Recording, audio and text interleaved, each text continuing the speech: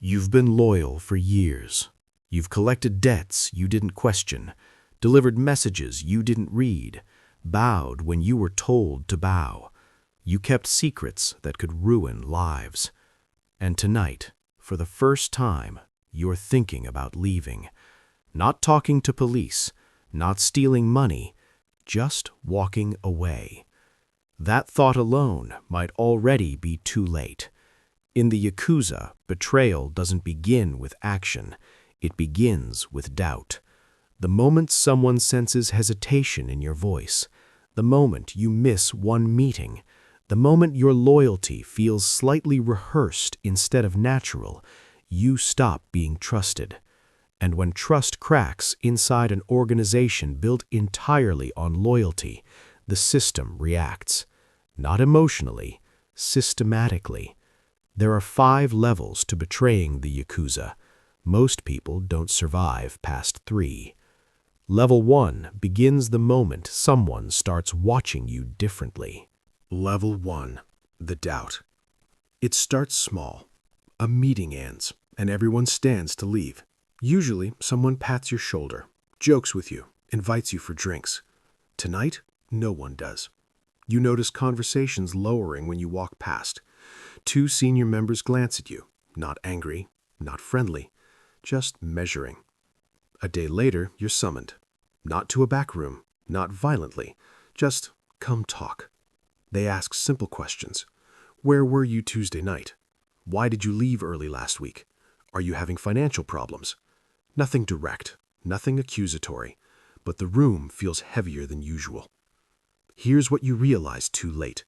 In the Yakuza, accusation isn't necessary. Suspicion alone is enough to change your status.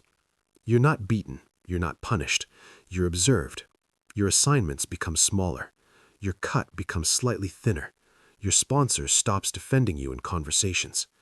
No one says you betrayed them, but you can feel it. Trust has shifted from automatic to conditional. And in a hierarchy where loyalty is currency, once your balance drops, it never fully recovers. You're still inside the organization, but you're no longer safe inside it. And level 2 isn't about suspicion anymore. It's about testing whether you break. Level 2. The test. Suspicion isn't punishment, it's preparation. A week after that quiet meeting, your assignments change. You're sent alone to collect from a client known for violence. No backup, no senior watching your back. If you succeed, you prove loyalty. If you fail, you prove weakness. Either outcome tells them something. Your percentage from deals drops without explanation. When you ask, your sponsor doesn't answer directly. Everyone is being evaluated, he says. You understand what that means. You are being evaluated. Then comes the real test. You're called in again, this time with more people in the room. They bring up a rumor. Someone claims you've been asking about retirement. You deny it. They don't argue. They just stare. In this world, denial doesn't clear you. It only adds another data point. To demonstrate sincerity, you're told to make a gesture. Not dramatic, not cinematic. A financial penalty, a formal apology, a ritual act of atonement that permanently lowers your status. You comply, because refusing confirms betrayal. But something shifts after that night. You notice a junior member assigned to accompany you everywhere, not as protection, as observation. They're not trying to punish you yet, they're applying pressure. Because under enough pressure, even innocent men confess to things they never did. And if you break, level 3 begins. Level 3. The mark. By now, nothing is normal. You're still inside the organization, but you feel like a guest in your own life. Meetings continue, but you're no longer asked for input. Plans are discussed around you, not with you.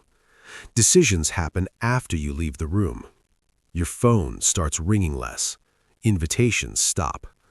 No one says you're out, but no one treats you like you're in. The junior assigned to assist you never leaves your side. He watches how long you pause before answering questions, who you look at first in a room, whether your voice trembles when loyalty is mentioned. You begin adjusting everything: your tone, your posture, your facial expressions. You rehearse conversations before they happen. You stop sleeping properly. Because here's the terrifying part. You don't know if they have proof, or if they're trying to make you panic into making a mistake. And paranoia is contagious. You start doubting yourself. Did you sound uncertain? Did you hesitate too long? Did someone misinterpret a joke? The organization doesn't need evidence to act. It only needs enough discomfort to justify escalation. Then one night, during a routine gathering, a senior member makes a subtle comment. Loyalty is proven when tested. The room goes quiet. No one looks at you. That's how you know it was meant for you.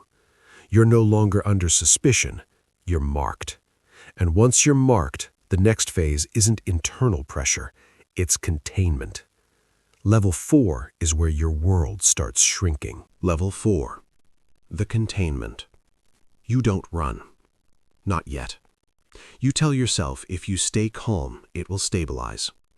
It doesn't. Your business contacts stop answering. Not dramatically, just delayed responses, missed calls. Let's reschedule. Your usual debt clients suddenly claim they've already paid to someone else. Your income shrinks quietly. Then your landlord calls. There's been pressure from local authorities. He can't renew your lease. No explanation. You understand. The Yakuza doesn't always attack directly. It tightens the environment around you. You try opening a new bank account. Application denied. Not because you're convicted of anything, because anti-organized crime regulations flag association risk.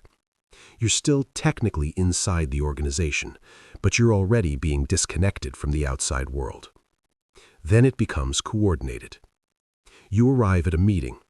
2 seats are empty beside you. No one sits there. Your sponsor avoids eye contact completely.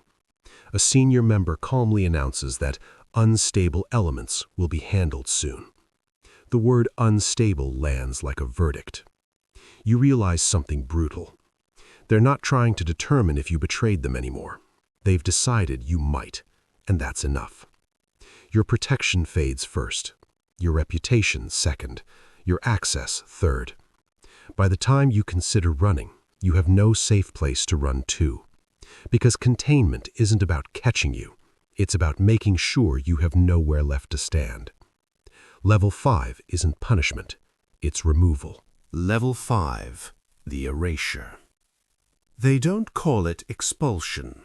They call it resolution. You're summoned one final time. No shouting, no chaos. Just a formal statement. You are no longer under protection of the organization. That sentence sounds neutral. It isn't. Protection was everything. Without it, you're exposed to rivals, exposed to law enforcement scrutiny, exposed to the very network you once relied on. Your name is removed from internal lists, your access revoked, your sponsor does not argue. He doesn't even look disappointed. He looks relieved. You are no longer his problem. Within weeks, the consequences become real. Your lease is terminated. Business partners refuse to meet. Former allies cross the street when they see you. Banks reject you quietly. Job applications vanish after background checks flag past association. No one needs to threaten you. The system does the work. You didn't betray secrets. You didn't testify. You hesitated. And in a hierarchy built on absolute loyalty, hesitation is contamination. You are not hunted. You are ignored. And that's worse. Because the organization continues, meetings continue, money flows, new recruits bow. Your absence leaves no gap. You're alive, but socially unrecognizable, unprotected, unemployable, unwelcome. In the Yakuza, Betrayal doesn't always end in blood.